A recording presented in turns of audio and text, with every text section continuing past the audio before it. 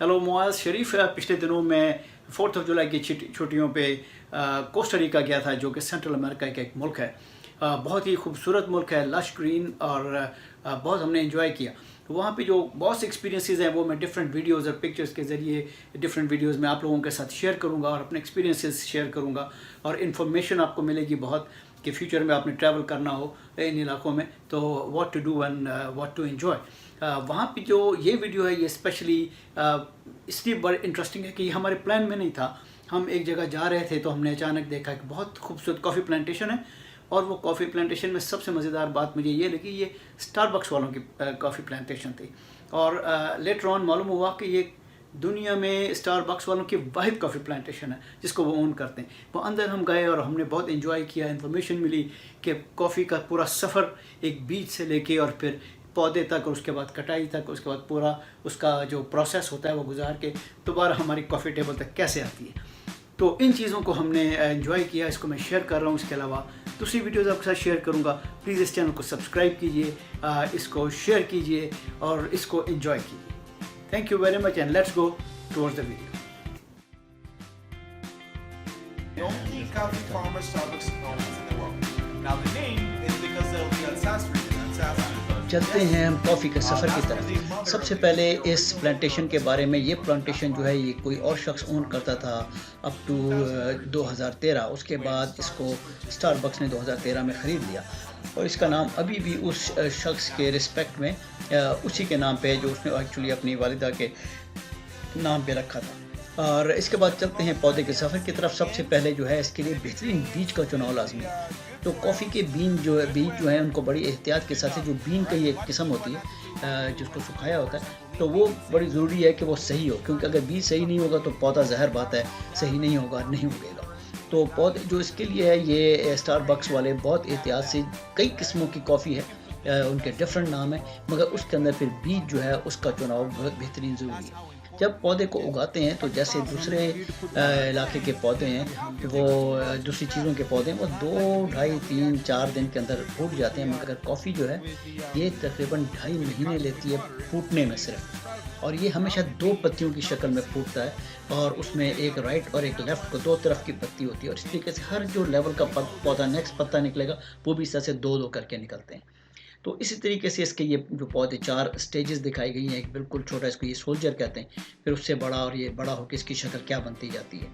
तो इस तरीके से जो कॉफ़ी है इसके लिए बेहतरीन मिट्टी की ज़रूरत होती है, और ये सबसे ख़ास मिट्टी इसलिए है कि ये पवास आतिशफशां के ये ढलान है, तो यहाँ पे बहुत सी एशेज़ और उसके बहुत से लावा पुराने ज़माने का। ये जो पौधे हैं ये तकरीबन 2.5 साल पुराने हैं, और यहाँ पे कई डिफरेंट किस्म की कॉफ़ी लगी हुई है। हर पौधा जो है वो तकरीबन हर रो जो है वो एक डिफरेंट किस्म की कॉफ़ी की है।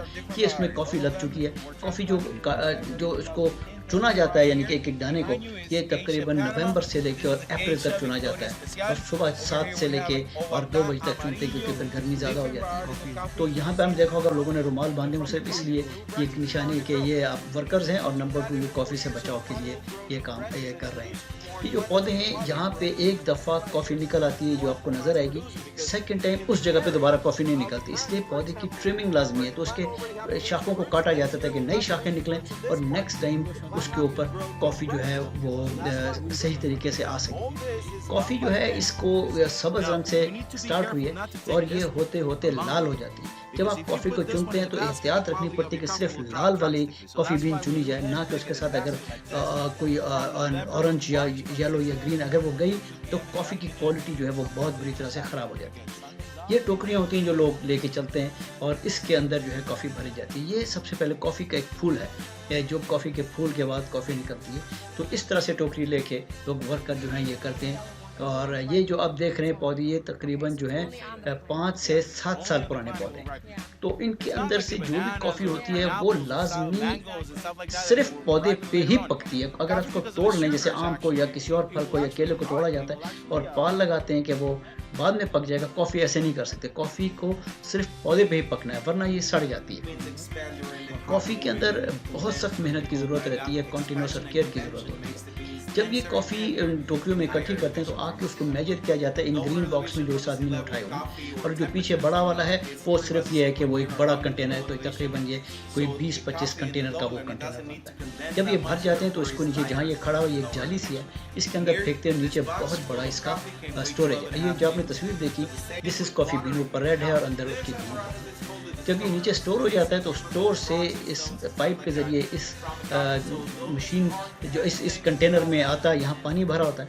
इससे ये होता है कि जो फर्स्ट लेवल के ऊपर अगर कोई भारी चीज़ है, पत्थरियाँ या कंकर है, वो नीचे बैठ जाते हैं। इसी तरीके से फिर वो सेकंड लेवल पे जाती है और वहाँ पे ये होता है कि वो कॉफ़ी पानी की वजह से हैवी हो जाती है, तो वो नीचे बैठ जाती है, और अगर कोई पत्ती या टहनी है तो वो ऊपर आ जाती है। इस तरह से कॉफ़ी को साफ़ कर लिया जाता है। यहाँ से उसको एक और मशीन में ले आते हैं, जहाँ से उसको ऊपर का जो लाल वाला हिस्सा है उसको उतार दिया जाता है। फिर जो बीन अंदर से निकलती है उसको सुखाया जाता है। तो ये सूखी बीन है, लेकिन वो बीन अभी इस्तेमाल नहीं हो सकती क्योंकि इसके ऊपर एक कवर चढ़ा हुआ है। तो बीन के ऊपर भी एक कवर होता है। तो ये हर फल में से कह लें 2 बीज निकलते हैं, जो कि 2 बीन्स होती हैं। उन 2 बीन्स के ऊपर एक कवर चढ़ा होता है, तो उनको फिर कवर को हटाया जाता है, तो ऐसे फिर शक्ल आ जाती है। इस तरीके से ये जो 3 दाने आप देख रहे हैं, ये तीनों के तीनों डैमेज हैं डिफरेंट तरीके से। एक ह्यूमिडिटी ने ख़राब किया, एक कीड़े ने ख़राब किया और एक बीमारी ने ख़राब किया। तो इससे कॉफ़ी जो है तबाह हो जाती है।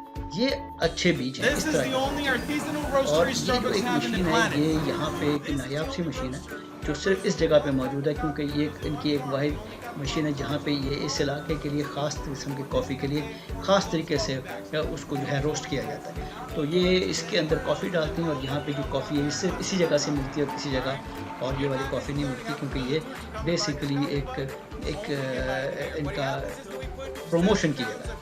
ये जो है ये असल में दाना इस तरह से होता है। उसके बाद जब उसको हम रोस्ट करते हैं तो 5 मिनट के बाद इसका सेकंड रंग निकलता है जो उसके साथ वाला है, और इसकी शक्ल और खुशबू चेंज होती है, मगर अभी कॉफ़ी की खुशबू नहीं आती बल्कि कैरामलाइज होती है। वहाँ से उसके बाद जो नेक्स्ट है वो 10 मिनट के बाद है।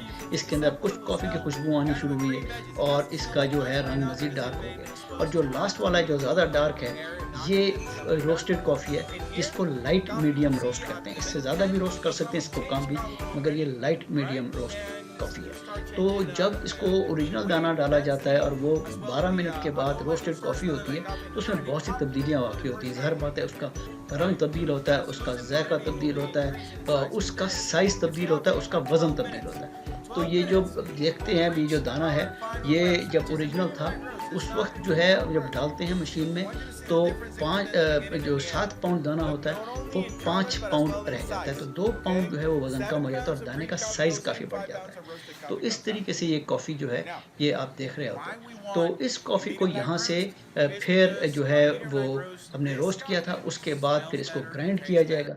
ग्राइंड करने के बाद इसको इन मशीन्स में जो सामने हैं ये ब्रूइंग की हैं, इसमें डिफरेंट तरीके पुराने ज़माने की ब्रूइंग उसमें करके फिर टेस्ट किया जाता है। टेस्ट का अपना एक तरीका होता है कि इसको ज़ुबान को अपने साथ लगाते हैं और जब इसको आप सिप अंदर करते हैं तो ज़ोर से सुड़ुप करके करते हैं ताकि पूरे मुंह में वो फैल जाए और थोड़ी सी कॉफ़ी ली जाती है, हवा ज़्यादा ली जाती है।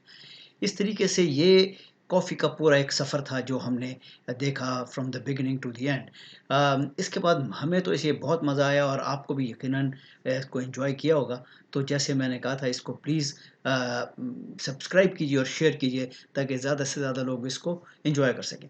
जो मैं नेक्स्ट वीडियो लगा रहा हूँ वो कॉफ़ी के बारे में ही है, लेकिन वो एक शॉर्टर वीडियो है और उसमें एक्चुअली आपको कॉफ़ी का जो फल है वो और उसमें से दाना निकलता हुआ और फिर कॉफ़ी के उस दाने के जो रॉ दाना होता है उसके टेस्ट के बारे में और कॉफ़ी का जो ये फूल था उसके खुशबू के बारे में आपको कुछ बताएंगे। तो इस विल बी वेरी इंटरेस्टिंग और आप इसको प्लीज़ देखिएगा और I am sure you will enjoy. Until then take care and खुदा हाफ़िज़।